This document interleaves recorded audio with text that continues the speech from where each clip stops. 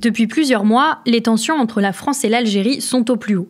Une illustration de la crise globale que traverse Alger ces dernières années, entre affaiblissement sur la scène diplomatique, difficultés économiques et contestation du pouvoir en place. Je suis Charlotte Baris et vous écoutez L'Algérie d'aujourd'hui, une série originale de La Loupe, le podcast quotidien de l'Express. Épisode 3, une puissance fragile.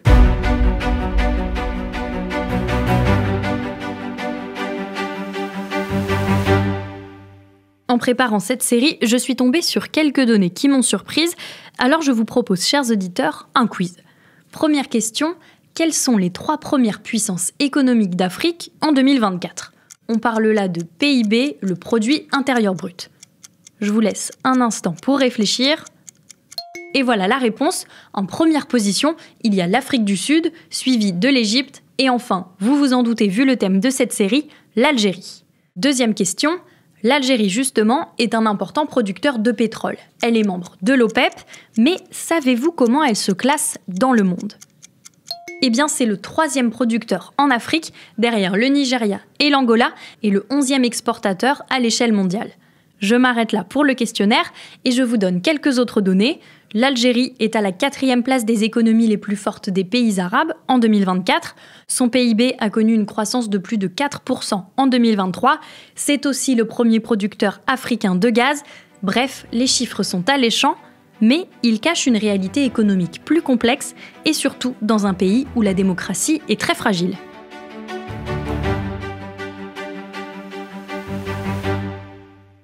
Pour cet épisode, nous retrouvons Charlotte Lalanne, journaliste au service Monde de l'Express, spécialiste de l'Afrique. Bonjour Charlotte. Bonjour. Et pour cette série, j'ai également posé quelques questions au préalable à Pierre Vermeyren, professeur d'histoire contemporaine à l'université Paris 1 Panthéon-Sorbonne, spécialiste du Maghreb et auteur d'une histoire de l'Algérie contemporaine.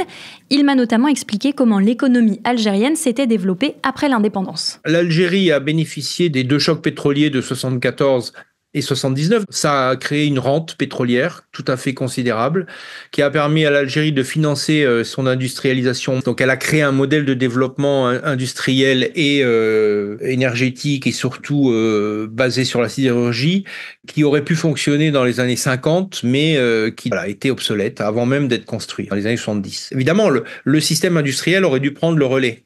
Sauf que le système industriel n'a pas pris le relais pour les raisons que je viens de dire, c'est-à-dire la crise internationale et le déménagement finalement de l'industrie européenne et méditerranéenne vers l'Asie. Donc, tant que le pétrole est très haut, il permet de financer ce système industriel virtuel. Le jour où les cours s'effondrent, et c'est le cas en 1986, le contre-choc pétrolier, non seulement l'Algérie voit ses revenus s'effondrer, mais elle n'a plus les moyens d'entretenir son industrie obsolète. Et donc, il faut licencier, il faut fermer des usines, il faut licencier des millions de personnes ou des centaines de milliers de cadres, etc. En 2 ans, ça provoque évidemment les émeutes de 88 en Algérie, parce que la pauvreté, la réduction des subventions, l'inflation ont déclenché bien sûr une crise très importante en Algérie et ont obligé finalement ce système très centralisé, très autoritaire à se libéraliser. Charlotte, on l'a dit encore aujourd'hui, l'économie algérienne est fortement tournée vers les hydrocarbures. Oui, le pétrole et le gaz constituent aujourd'hui 38% des recettes budgétaires de l'Algérie selon la Banque mondiale. Donc évidemment, c'est une dépendance très importante. Les estimations d'ailleurs sont encore plus élevées selon la Banque algérienne. Par ailleurs, les hydrocarbures représentent 91% des exportations de l'Algérie. C'est colossal. Et cette part, a légèrement baissé en quelques années, mais avec la guerre en Ukraine et la hausse de la demande en gaz autre que russe, notamment donc algérien, l'Algérie a donc profité de la décision européenne de se passer du gaz russe, même si les approvisionnements se font aussi ailleurs et notamment aux États-Unis. Sauf qu'on le sait, Charlotte, une économie qui ne dépend que d'un secteur, ce n'est pas une très bonne chose. Ah bah non, les prix fluctuants du pétrole et du gaz créent du coup une instabilité forte qui pèse sur le développement du pays. Pour le moment, l'Union européenne a besoin du gaz algérien, mais on le sait, l'Europe cherche aussi à changer son mix énergétique et donc à se tourner vers d'autres énergies, des énergies renouvelables notamment. Alger a très peu investi là-dessus. Et sans l'exportation vers l'Europe de ces hydrocarbures, l'Algérie risque d'être mise en difficulté. Donc forcément, elle essaye de faire des efforts pour diversifier son économie.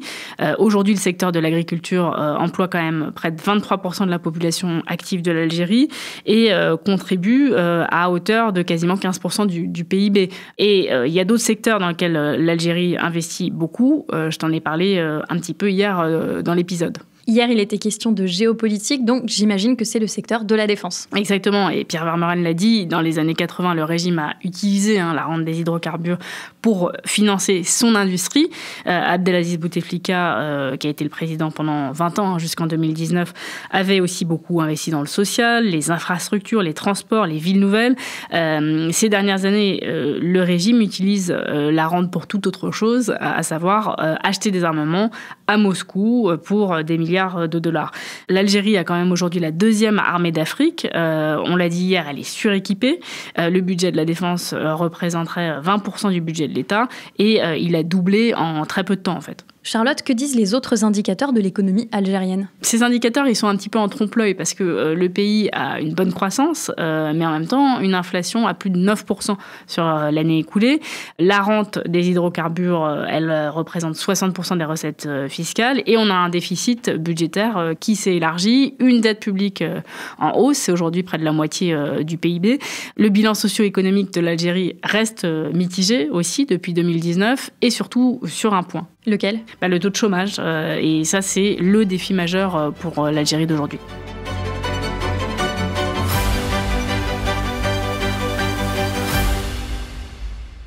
Charlotte, je te propose donc d'ajouter un chiffre à la grande liste de ceux qu'on donne depuis le début de l'épisode, celui donc du taux de chômage. 12,7% en 2023. Mais ce qu'il faut surtout regarder en fait quand on parle de taux de chômage en Algérie, c'est le taux de chômage chez les jeunes.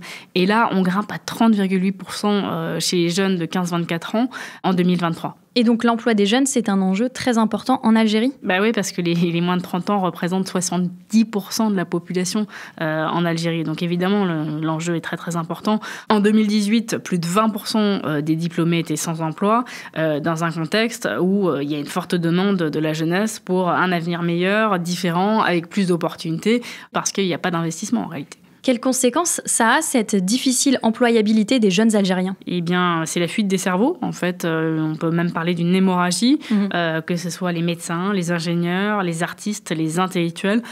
Beaucoup quittent l'Algérie, notamment en direction de l'Europe. Charlotte, dans le premier épisode de cette série, on a évoqué les accords de 1968 qui facilitent l'immigration de l'Algérie vers la France. Est-ce que ça a un impact aussi au niveau des étudiants ? Oui, totalement. Une part importante d'étudiants va à l'étranger et sur cette part, on a 90% des étudiants algériens qui choisissent la France pour faire leurs études. Par ailleurs, on a une majorité des bacheliers et des étudiants qui partent à l'étranger pour parfaire leur formation et qui vont choisir en fait de ne pas revenir dans leur pays. Cette situation, c'est une fatalité presque pour les jeunes depuis des décennies et tout cela s'accompagne d'un mauvais état des infrastructures, de lourdeurs bureaucratiques, d'une corruption endémique et d'un environnement général qui n'attire pas du tout les investisseurs. Et face à ça, que fait le gouvernement algérien ? Il a mis en place en 2022 une allocation chômage, une allocation à hauteur de 125 € pour un salaire moyen de 300 €. Il y a 2 millions de jeunes qui en bénéficient. Et en fait, la technique du gouvernement, qu'on pourrait d'ailleurs rapprocher d'une méthode russe, la Russie qui vit aussi d'une rente sur les hydrocarbures et qui, donc, comme l'Algérie, arrose sa population d'allocations, de subventions pour acheter la paix sociale, tout simplement. Parmi les dépenses prioritaires, le gouvernement a financé une augmentation progressive de 50% des salaires des travailleurs du secteur public d'ici 2024, une augmentation aussi des prestations de retraite pour les plus pauvres et la revalorisation par ailleurs de l'allocation chômage. En 2024, le gouvernement a approuvé le budget le plus important de l'histoire de l'Algérie, en hausse de 6%, un budget qui prévoyait de maintenir les fameuses dépenses sociales pour soutenir le pouvoir d'achat des ménages et les entreprises aussi ont bénéficié d'une ristourne avec des réductions d'impôts. Une situation économique et sociale tendue que le gouvernement tente de calmer, notamment pour éviter les troubles politiques.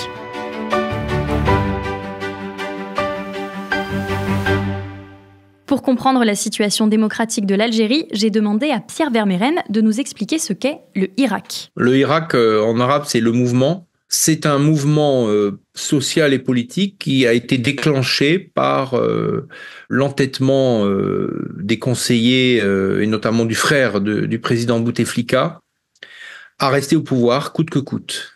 Puisqu'il faut savoir que le président Bouteflika a été élu en 99 et qu'au cours de son troisième mandat, au début de son troisième mandat, il a fait un AVC massif et il est resté pratiquement inerte, c'est-à-dire ne pouvant plus concrètement diriger. En 2013, son frère a pris le relais. Son frère et des conseillers ont dirigé le pays à sa place, sans se gêner vraiment en termes de corruption.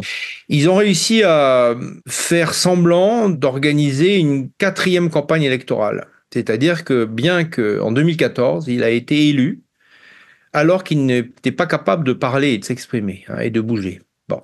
Mais il y a eu cette campagne. Et 5 ans plus tard, il tente un 5e mandat. Et là, les Algériens humiliés sont sortis dans la rue pour dire que ça n'est pas possible. C'est un mouvement massif qui concerne des millions de personnes, pacifique. Ça n'a jamais dérapé à l'initiative des citoyens algériens.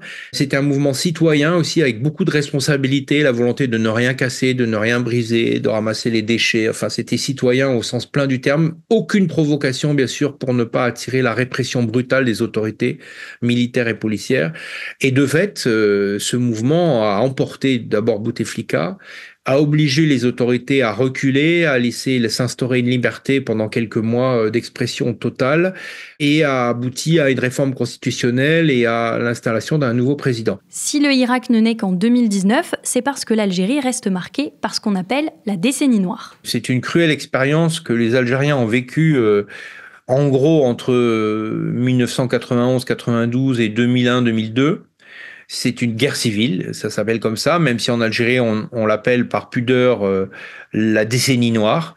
Les islamistes ont gagné les élections en 1991, et puis au moment où ils allaient s'emparer du Parlement, l'armée a bloqué le processus, elle a fait un coup d'État, elle a pris les devants, si je puis dire, elle a créé un haut comité d'État, elle a emprisonné 7000 chefs et les a transférés au Sahara, des mouvements islamistes, en pensant que ça suffirait, sauf que ça ne suffisait pas, et que se sont constitués des maquis, à la fois à l'initiative de la branche armée du FIS, le Front islamique du salut, et puis d'autres groupes qu'on a appelés les groupes islamiques armés, les GIA.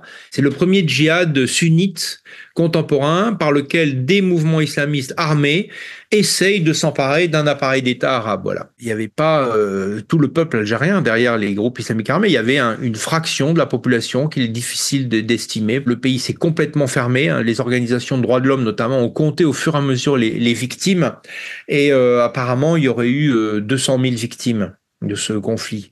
Sans parler bien sûr des exilés, il y a eu des centaines de milliers d'exilés, notamment peut-être 600 000 qui sont venus s'installer en France à cette époque-là.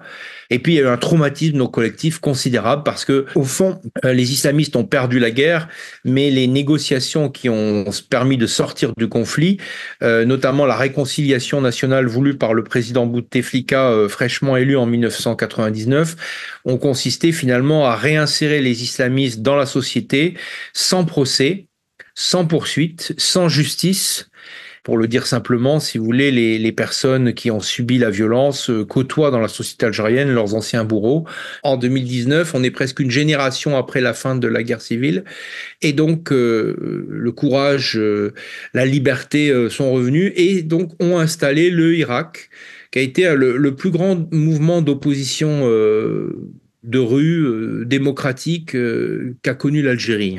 Charlotte, qu'en est-il depuis le départ d'Abdelaziz Bouteflika et l'ouverture démocratique enclenchée avec le Hirak ? C'est vrai qu'on disait la société algérienne dépolitisée, la jeunesse pas intéressée du tout par la chose politique. Or, ce qu'on a vu, au contraire, c'est qu'avec la circulation de l'information, les réseaux sociaux, il y avait énormément d'attentes démocratiques. Mais au fond, quelques années plus tard, que reste-t-il du Hirak ? Pas grand-chose, malheureusement. En fait, le mouvement a été tué en grande partie par le Covid. Ça a été pris, en tout cas, comme une opportunité par le pouvoir. Cependant, pour certains, tous les ingrédients d'un retour de ce mouvement sont réunis, tellement le désamour entre le peuple et ses gouvernants est grand aujourd'hui, avec des restrictions importantes sur la liberté d'expression et une répression à tout va de la moindre opposition. Et comment elle s'illustre, cette répression ? Les forces de sécurité surveillent, menacent, créent un climat de terreur permanent. Les autorités s'appuient sur des accusations telles que la déstabilisation de la sécurité de l'État, l'atteinte à l'unité nationale, la perturbation de l'ordre public. Il y a tout un arsenal législatif en fait, qui a été fait pour permettre d'emprisonner à tour de bras. Les enquêtes, par ailleurs, sont extrêmement peu transparentes, c'est le moins qu'on puisse dire, et la dissolution par les autorités de partis politiques, d'organisations de la société civile, la mise au pas de la presse, tout ça fait qu'on a un climat qui est évidemment pas propice aujourd'hui à ce que les gens prennent la parole publiquement. Les autorités algériennes ont adopté de nombreuses modifications aussi du code pénal.